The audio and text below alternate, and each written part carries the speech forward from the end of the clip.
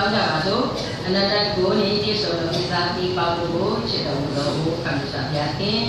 တန်ရှင်တော်ဘုရားနေမြတ်၌ဒိဗ္ဗနာမလာရောက်ရဲ့နှုတ်ကပတ်တရားတော်ခံယူပြီးတိုင်းတရားကိပြောသောစကားများကိုကြား၍အသက်တာမှာလိုက်ရှာနိုင်တော်သူများတည်တည်ဖြစ်နိုင်ဖို့မဆာတော်ပါမိကြောင်းအသက်ရှင်တော်သောတခင်ရှိဖြစ်တော်ဘုရား၏နာမတော်မြည်ပြီးယိုသည်လေးမြတ်စွာဆုတောင်းပါ၏ပါဗျာအာမင်ဒီနေ့အဓိကအကြောင်းကပါလဲဆိုရင်ပြုလေရာရာ၌အောင်မြင်ခြင်းပြုလေရာရာ၌အောင်မြင်ခြင်းအဲ့တော့ဘုသူအကြောင်းကိုခုနကဆရာဖတ်သွားတယ်ဆိုတော့ယောသအကြောင်းဖြစ်ပါတယ်ကမ္ဘာဦးကျခန်းကြီး39အခန်းငယ်1မှ4အထိဖတ်သွားတဲ့အခါမှာယောသပြီးနော်ပြုလေရာရာမှာအောင်မြင်တယ်တဲ့။ဘာကြောင့်လဲဆိုတော့ဖရာသခင်သူနဲ့အတူရှိတယ်။နောက်တော့မျက်နှာရတယ်တဲ့။ထပ်မှန်ပြီးတော့ပဲအဲ့ဒီကပ္ပဦးကျမ်းခန်းကြီး39မှာပဲထပ်တွေ့ပါသေးတယ်။အခန်းငယ်27မှာ23မှာထာဝရဘုရားသည်သူ့ဘက်မှာရှိတယ်။ဒါကြောင့်မလို့သူပြုလေရာရာအရာမှာအောင်မြင်တယ်။သူမျက်နှာရတယ်ဆိုတော့ဒီကပ္ပဦးကျမ်းခန်းကြီး39မှာပဲယောသအကြောင်းကိုနှစ်ခါပေါ်ပြထားတယ်ဆိုတာတွေ့ရပါတယ်။ဒါကြောင့်မလို့ယောသရဲ့အသက်တာကိုကြည့်မယ်ဆိုရင်တော့သူကငယ်စဉ်ကတည်းကပဲတရားကျသူ့ကိုကောင်းချီးပေးတယ်။အိမ်မက်အနဲ့အတိတ်ပဲဖတ်နိုင်တယ်ဆိုတာတွေ့ရတယ်။စိတ်ကောင်းနှလုံးကောင်းရှိတယ်ဆိုတာလည်းတွေ့ရတယ်နော်။သူ့အဖေကလည်းသူ့ကိုထူးခြားသောအဝတ်ချုပ်ပေးတဲ့အခါမှာသူ့အကိုတွေကသူ့ပေါ်မှာမနာလိုဝန်တူဖြစ်တယ်ဆိုတာတွေ့ရတယ်။ဒါကြောင့်မလို့ဖခင်သခင်ဟာသူ့နဲ့အတူရှိတယ်ဆိုတာကိုတော့ကျွန်တော်တို့တွေ့နိုင်ပါတယ်အကိုတွေကသူ့ပေါ်မှာမကောင်းသောစိတ်ဓာတ်ထားပြီးမနာလိုဘူးဖြစ်တော်တဲ့ယောသဟာစိတ်ကောင်းနှလုံးကောင်းရှိတဲ့အတွက်ကြောင့်မလို့တရားခင်သူ့ဘက်မှာအတူရှိတယ်သူအသက်18နှစ်အရွယ်မှာပဲသူဟာအကိုရဲ့ရောင်းစားခြင်းကိုခံရတယ်ပထမတော့သူတို့ကိုတွေးတဲ့ခုလေးကိုချပစ်ပါတယ်နောက်တော့ဣရှမေလပုံသေးလေးကိုတွေ့တဲ့အခါမှာဣရှမေလပုံသေးရဲ့လက်ထဲကိုအပ်လိုက်တဲ့အခါမှာအေဂုပ္ပိကိုရောင်းလိုက်တယ်ဆိုတာတွေ့ရတယ်အခုဆိုရင်တော့ကျမတို့တော်တော်ခက်စားနေနော်လူကုန်ကူးတယ်လူကုန်ကူးတယ်ဆိုတာကျမတို့ဒါကြားနေရတာပဲကြည့်ပြီးမှနော်တွေ့ရတယ်တကယ်စာလေးထဲမှာဖတ်ရတယ်ယောသအချိန်ခါလည်းဒါကျမတို့စဉ်းစားကြည့်တယ်သူ့တဲ့နော်18နှစ်လူငယ်လေးတယောက်ပဲအဖေနဲ့ခွဲပါရတယ်ညီအငယ်လေးနဲ့ဖက်ပါရတယ်အပေါ်ရသူ့ကိုရောင်းစားလိုက်တယ်ဒါကအခုကျမတို့ခေတ်ကဒီလူကုန်ကူးခြင်းခံရတယ်ဆိုတာကတခြားလူတွေတစ်စိမ့်တွေရောင်းစားအခုညီအပေါ်တွေပဲသူ့ကိုရောင်းစားလိုက်တယ်နော်ဒါယောသနေရာမှာဆိုကျမတို့စဉ်းစားကြည့်စမ်းငါကအကယ်၍ယောသဖြစ်ရင်ဘယ်လိုခံစားရမလဲနော်ဘယ်ကိုသွားမှလည်းမသိတဲ့လူတွေရဲ့နောက်ကိုလည်းလိုက်သွားရတယ်ငါကိုလည်းဘာလို့မလဲမသိနော်ဒါအကယ်၍သာဟောနော်ယောသကစဉ်းစားမိမသိတော့မသိဘူးကျမတို့စဉ်းစားမိတာပါနော်အကယ်၍များကငါဒီယောသနေရာမှာနေရမယ်ဆိုရင်တော့ဘယ်လိုခံစားရမလဲနော်ကျမတို့ခံစားကြည့်ပေါ့နော်တို့တော်လည်းပဲယောသဒီစိတ်ကောင်းနှလုံးကောင်းရှိတယ်ဖရာတကယ်သူ့ဘက်မှာအတူရှိတဲ့အတွက်ကြောင့်မလို့သူများနိုင်ငံကိုသူနော်ခေါ်ဆောင်သွားခြင်းခံရပြီမဲ့နဲ့ဖရာကေသူ့ကောက်လည်းဆောက်ရှောက်တယ်ဒီဟာရောဘုရင်ရဲ့နော်ကိုရံတော်မူပောတိပါအိမ်ကိုရောက်သွားတယ်အဲ့ဒီအိမ်မှာလည်းပဲအမတ်ကြီးကသူ့ကိုတကယ်ချစ်တယ်နော်ယုံကြည်တဲ့မျက်နှာတွဲနော်ဗမာလိုမျက်နှာတွဲပဲဖြစ်အတိတ်တွေကတော့သူ့ကိုယုံကြည်တဲ့အတွက်ကြောင့်မလို့တခါနဲ့အကုန်လုံးအနှံထားတယ်ဆိုတာတွေ့ရတယ်။ဘာဖြစ်လို့လဲ။ဘုရားကခင်ကသူ့နဲ့အတူရှိတယ်။ဒါပေမဲ့အဲ့ဒီထဲမှာကျမတို့အားလုံးသိတဲ့အတိုင်းပဲပေါ့နော်။ပောတိဖာမိမရဲ့စုံစမ်းနောက်ဆက်ခြင်းကိုခံရတဲ့အတွက်နောက်ဆုံးတော့ဒီထွက်ပြေးသွားတဲ့အခါမှာတော့ဒီအကြောင်းကြောင့်သူအပြစ်မရှိဘဲနဲ့သူကထောင်ထဲကိုရောက်သွားတယ်။ထောင်ထဲကိုရောက်သွားတဲ့အခါမှာလည်းပဲဘာပဲဖြစ်ဖြစ်သူဟာဘုရားတကယ်သူ့နဲ့အတူရှိတဲ့အတွက်ထောင်ထဲမှာလည်းသူဒုက္ခမရောက်ပါဘူးထောင်သူကလည်းသူ့ကိုချစ်တယ်ထောင်သူကလည်းသူ့ကိုယုံတယ်ပြီးတော့လည်းပဲမျက်နှာရတယ်ထောင်ထဲမှာရှိတဲ့ထောင်သားတွေရဲ့အမှုအရာကိုသူကစီရင်ရတယ်ဆိုတာတွေ့ရတယ်ခါတော့လည်းပဲအဲ့ဒါမှာနော်ထောင်ထဲမှာရှိတဲ့လူနှစ်ယောက်ဖြစ်တဲ့ဖလားတော်ဝန်နဲ့စားတော်ဝန်အိမ်မက်သူတို့နှစ်ယောက်ရဲ့အိမ်မက်ကိုလည်းသူကအနဲ့အတိတ်ဖတ်ပေးနိုင်တဲ့အတွေ့အကြုံကိုလို့အနဲ့အတိတ်ပဲအတိုင်းပါပဲဖလားတော်ဝန်မှာလည်းပဲယာရုချင်းမြင့်ခံရတယ်စားတော်ဝန်ကတော့ နော်အဲ့မှာသူကတိတ်တိုင်းမှာပဲဆွဲခြင်းကိုခံရတယ်ပေါ့အဲ့ဒီအခါမှာခါတော့မြေအိမ်မက်တယ်ခါတော့မြေအိမ်မက်တဲ့အခါမှာဘယ်သူမှမပြောနိုင်ဘူးနော်အဲ့နဲ့အိမ်လည်းမဖွင့်နိုင်ဘူးဒီအခါမှာဖလားတော်မှာတတိယအော်ငါအိမ်မက်ကိုပြောပေးတယ်ဒီရောက်ရှိတယ်နော်အဲ့ဒါနဲ့ပဲဘယင်ကိုပြောတဲ့အခါမှာနောက်ဆုံးဘယင်ကနေပြီးတော့ယောသကိုငါအိမ်မက်အတိတ်ပဲပြောပြပါဆိုတော့ဘယင်ရဲ့အိမ်မက်ကတော့အဲ့ဒါမှာအရှင်းလာတဲ့နွားဝဝခုနှစ်ကောင်နော်တွေ့ရတယ်နောက်တစ်ခါပိတ်ချုံချုံနဲ့နော်နွားခုနှစ်ကောင်ကိုတွေ့ရတယ်ဒီပိတ်ချုံတဲ့နွားခုနှစ်ကောင်ကဝတဲ့နွားခုနှစ်ကောင်ကိုစားလိုက်တယ်တခါဘယင်ထအိမ်မက်ထအိမ်မက်တဲ့ဆိုတာတော့အိမ်မက်တမအောင်နဲ့နော်ဒီစပယ်နံခုနှစ်နံကိုအိမ်မက်တခါအိမ်မက်တမညက်ချင်းတဲ့စပယ်နံခုနှစ်နံကိုအိမ်မက်တယ်ညက်ချင်းတဲ့စပယ်နံခုနှစ်နံကနော်အိမ်မက်တမပြည့်ထောင်းတဲ့စပယ်နံခုနှစ်နံကိုစားပြည့်တယ်ဆိုတော့ယောသကပြောတယ်ဒီအိမ်မက်ကအတူတူပါပဲနော်ဒီအိမ်မက်အနဲ့တိတ်တယ်ကတော့အကုတ်တူတီမှာခုနှစ်နှစ်တကယ်ပဲအစာရည်ကပြည့်ဝပြီးတော့နောက်ထပ်ခုနှစ်နှစ်ကတော့နော်အစာရည်စာခေါင်းထားလိုက်တယ်အဲ့ဒီအခါမှာယောသကလည်းပြောပြတာပေါ့နော်ဘယင်ကြီးကိုဘာလုပ်အောင်လဲဆိုတော့အဲ့ဒီအခါမှာနောက်ဆုံးဘယင်ကြီးကလည်းပဲယောသပြောတဲ့အတိုင်းပဲတိုင်းပြည်အတွက်ပေါ့စီစဉ်ဒါကြောင့်မလို့နောက်ဆုံးတော့ခါရောဘယင်ဟာယောသကိုချီးမြှောက်တယ်ဆိုတာတွေ့ရတယ်ယောသကိုလက်စွပ်ပေးစွပ်လိုက်တယ်ဒုတိယရထားတော်ကိုစီးစီတယ်ပြီးတော့လည်းဘွဲ့နာမှာလည်းချီးမြှောက်တယ်အဲဂုတ်တုတီကိုအုပ်စိုးစီဒါပါလဲဆိုတော့ဘုရားသခင်ယောသနဲ့အတူရှိတဲ့အတွက်ကြောင့်မလို့ယောသဒီသူများနိုင်ငံမှာနော်ဘုရားသခင်ချီးမြှောက်တယ်ဆိုတာတွေ့ရတယ်။တော့သူ့ရဲ့ညီအကိုတွေသူ့အဖေတို့နော်ခိုင်နတီမှာအခုနော်အစာရှာပါတဲ့အခါမှာအဖေပြပြောတယ်သူ့သားတွေကဲသွားအဲဂုတ်တုတီမှာသွားပြီးတော့နော်ဆန္ဒပါကောင်းဝယ်ပါအဲ့ဒါလိုပြောတဲ့အခါမှာသူတို့လာနောက်ဆုံးတော့ယောသသိတယ်သူ့အကိုတွေလာတယ်ဆိုတာအကိုတွေကတော့သူ့မသိဘူးပေါ့နော်အဲ့ဒီအခါမှာနောက်ဆုံးတော့သူ့ကိုသူပေါ်ပြပါလေငါဟာနေလို့ရောင်းစားလိုက်တဲ့ညီပဲနော်ကပောက်ကျန်းခိုင်45အခက်ငယ်44မှ8အထိမှာနေလို့ငါ့ကိုနော်ဒီကိုရောင်းစားတာမဟုတ်ပါဘူးဖခင်ကငါ့ကိုစိတ်လွတ်တာနော်အဲဂုတ်တုတီကိုငါလာပြီးအလုပ်လုပ်ရမှာဖြစ်တဲ့အတွက်ဘာဖြစ်လို့လဲဆိုတော့ဒီအစာငတ်ဖို့ခေါင်းသားတဲ့ခုနှစ်နှစ်မှာအခုနှစ်နှစ်ကုန်သွားပြီနောက်ထပ်9နှစ်ကျန်သေးတယ်ဒီ9နှစ်အတွက်လည်းငါဆက်ပြီးတော့အလုပ်လုပ်အောင်မယ်ဖခင်ကဒါကိုကြိုတင်သိတဲ့အတွက်ကြောင့်မို့လို့ငါဟာနေလို့အတွက်ကိုရောဒီမှာရှိတဲ့လူတွေအတွက်နော်အဲဒီမှာအခက်အခဲမတွေ့အောင်ဖခင်ကငါ့ကိုသူ့ရှင်းဖြစ်တယ်ဆိုတော့သူ့ရဲ့အကိုတွေကိုအပြစ်မမြင်အပြစ်မပြောတဲ့အပြင်ကိုဘုရားခင်ကကိုစေလွတ်တယ်နော်ဘုရားခင်အတွက်နဲ့လူသားတွေအတွက်အလုံးလုံးဖို့ဆိုတော့ယောသကနေပြီးတော့ပြောပြတယ်ဆိုတာတွေ့ရပါတယ်ဒါကယောသနဲ့ပတ်သက်ပြီးတဲ့အခါမှာပေါ့နော်နောက်တစ်ယောက်ကတော့ဒံယေလဆိုတာကလည်းသူက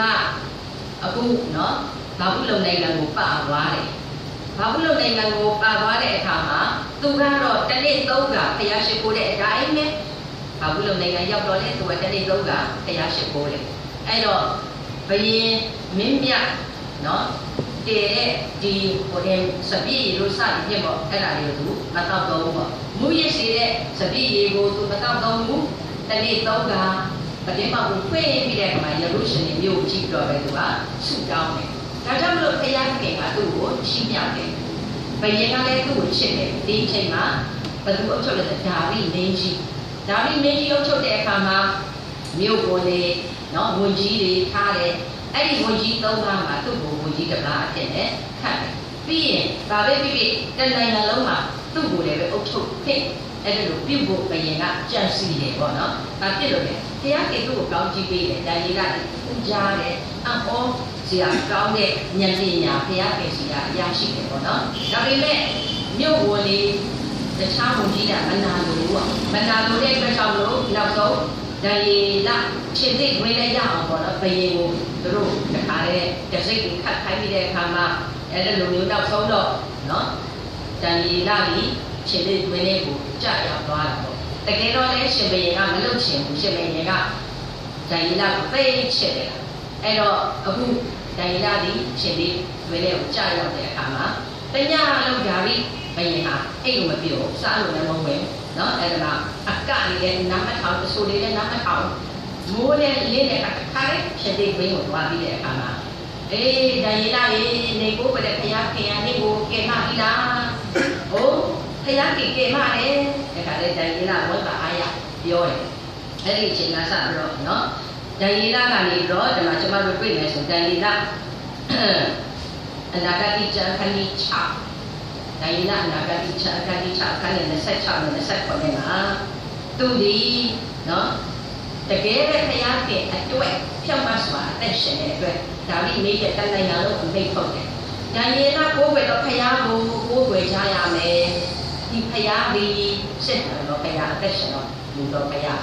နှိစ္စခါရတီတော်မူတော့ဖျားဖြစ်တယ်ဆိုတဲ့ခါတဲ့တန်တိုင်းလုံးမင်းအမိတ်နဲ့နော်။ဒါရင်ကကိုယ်ပဲတဲ့ဖျားကိုကိုယ်ွယ်ရမယ်ဆိုတာဒါပြီးနေကြီးအမိတ်ထုတ်တယ်ဆိုတာတွေ့ရတယ်။ဒါကျွန်တော်တို့အခုနော်ပြောသွားတယ်တမန်ကျမ်းစာတွေကဒီယောတာရဲ့ဒိုင်ရီလာပေါ့နော်ယနေ့ကျမတို့အသက်ကမှာကြည့်နေဆိုရင်အသိတော်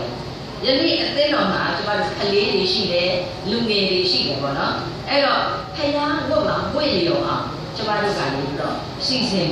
ပေးဖို့လုပ်တယ်ပေါ့နော်စီစဉ်ပေးတယ်ပေါ့နော်အခုလူရသည်ဆိုတဲ့ကလေးတွေကို Sunday School တွေကနေလုပ်ပေးတယ်ပေါ့နော်2ရက်3ရက်လူငယ်တွေလည်းဒီတိုင်းပါပဲနော်အသက်လောင်းနော်တဲ့နားလေးတွေစသဖြင့်စီစဉ်ပေးတယ်ပေါ့နော်ဒါကြောင့်မလို့ဒီကလေးတွေလူငယ်တွေကဖယားရှိခိုးကြောင်းမှာပြောဖို့ပေါ့တကယ်ပဲဖယားတင်ကိုလည်းကျေးဇူးတင်နော်ပြီးခဲ့တဲ့အပတ်ကတမန်ကျမ်းစာနေ့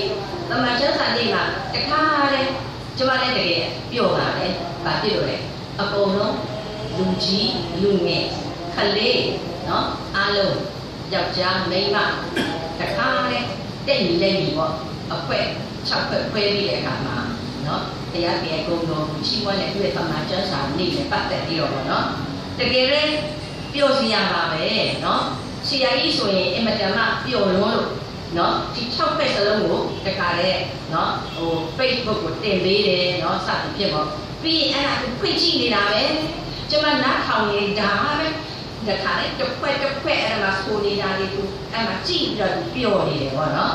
မှန်ပါလေတကယ်ပဲကျမဘာဖြစ်လို့ပြောလဲလူငယ်ကြီးပဲမဟုတ်ဘူးကလေးကြီးပဲမဟုတ်ဘူးမိမယောက်ျားကြီးပဲမဟုတ်ဘူးအကုန်တသိန်းတော်လုံးတက်ညီလက်ညီဒီကဲတော့နော်ပူပေါင်းတယ်လက်တွဲတယ်ဆိုတာအင်မတန်မှကောင်းတယ်ဒါကျမတို့တကယ်ဝမ်းသာဆရာကြီးကဒါကိုကပြားထုတ်တယ်တဲ့ပြီးလို့ရှိရင်တခါပြန်ကြည့်ကြကိုအိမ်မှာနော်ကိုကလည်းကိုဆိုတဲ့အစီအစဉ်နော်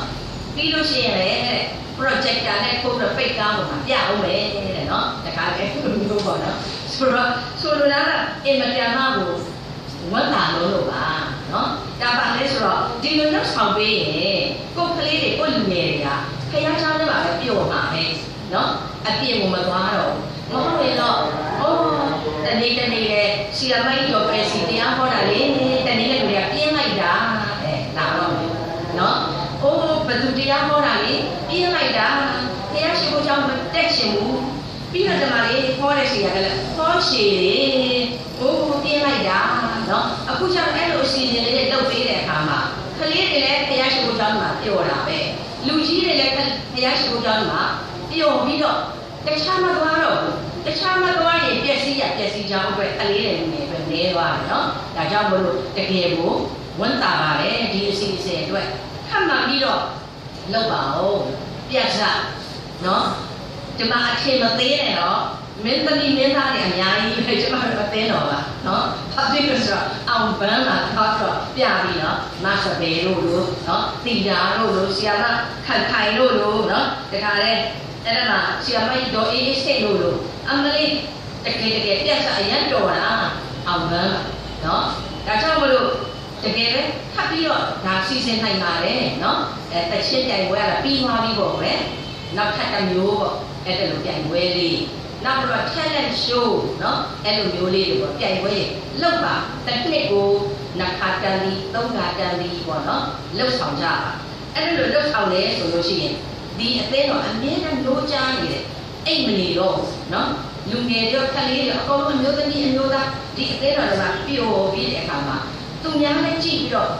စီးလုံးညီညွတ်လိုက်တာဒီအသေးတော်တစ်ခုကိုကြည့်ရမယ်နော်ဒါကျမတို့တကယ်ခုနက projector နဲ့ပို့တော့အပြင်ကိုမထုတ်ရသေးလို့နော်ခုနကကပြားနဲ့မကြည့်ရသေးလို့ကြည့်ရရင်ကြည်စံနဲ့တို့အသေးတော်တွေကနော်မိန်းမရောယောက်ျားရောခလေးရောလူငယ်ရောညီညွတ်တယ်နော်ဒါလည်းပဲဘုန်းတော်ကထင်ရှားစေတဲ့အကြောင်းအရာတစ်ခုပဲနော်ဒါကြောင့်မလို့ဆက်လက်ပြီးတော့ကြိုးစားကြပါငါတို့ရဲ့အသေးတော်နော်ငါတို့လုံရမယ့်အေဝံဂေလိစသဖြင့်ပေါ့နော်ဒီခါလေးစိတ်ဓာတ်ကိုကျွန်မအဲ့လိုမျိုးထားလို့ပေါ့နော်အဲ့တော့ကလေးငယ်တွေကို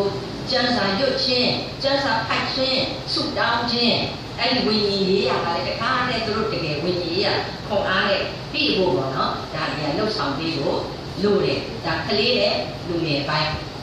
တခါအလုတ်ပိုင်လုပ်နေတဲ့လူကြီးတွေပေါ့နော်လူကြီးဆိုတာလည်းလူလက်ပိုင်းလို့ပေါ့နော်ဒီမှာအသက်30ကျော်40 50စသည်ဖြင့်အဲ့ဒီလိုအရွယ်တွေကလည်းပဲအလုတ်ပိုင်လုပ်နေကြပြီအလုတ်ပိုင်လုပ်ကိုင်နေတဲ့အခါမှာနော်ကြည့်လိုက်ရင်အစိုးရဝန်ထမ်းများတယ်ကျမတို့ပြည်နိုင်ငံအစိုးရဝန်ထမ်းများတဲ့အတွက်ကြောင့်မလို့ကျမတို့ပြည်ရန်ကတော့ဘာလို့ဖြစ်နေဖြစ်နေ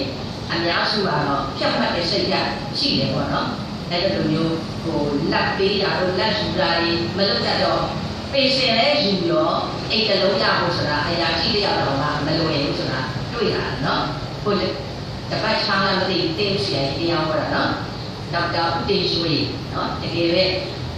ကြောင်ကြောင်မမနဲ့ဘုရားတဲ့အတွက်ခရစ်ယာန်တယောက်အတွက်အသက်နေတဲ့အသက်ရှင်တဲ့အခါတရားကောင်းကြီးပေးတယ်ပေစင်ယူမှတရားတဲ့ကောင်းကြီးတွေကပို့ပြီးတော့တော့မှထင်ရှားသေးတယ်ဒါနဲ့ဒီအတိုင်းမှာတခြားပေစင်ယူသွားတဲ့တရားရှိကြီးတွေလည်းပဲဘုရားကသူတို့အတွက်ကောင်းကြီးနေတာပြင်ဆင်ထားပြီးသားဆိုတော့ကျွန်တော်တို့ယုံကြည်ပါမယ်နော်အဲ့ဒါကြောင့်မလို့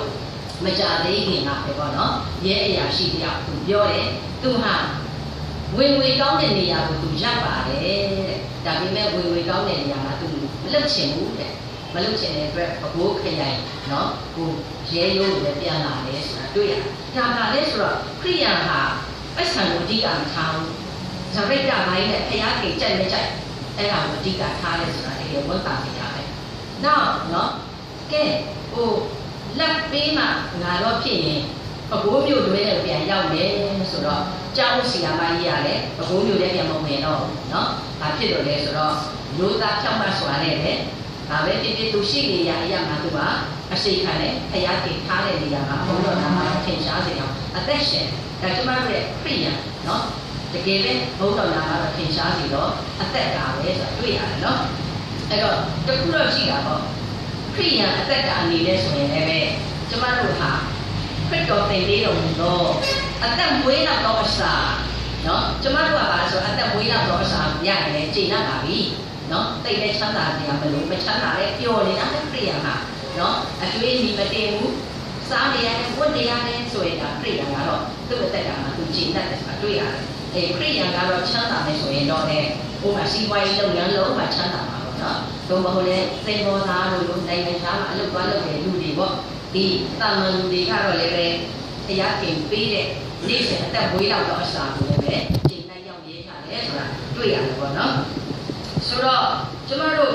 ခရိယန်တွေကိုကြည့်နေဆိုရင်တော့ကျမလည်းစီရင်လည်းအများကြီးပြောပါတယ်ဗန်လေးဘယ်လောက်ပဲများလာ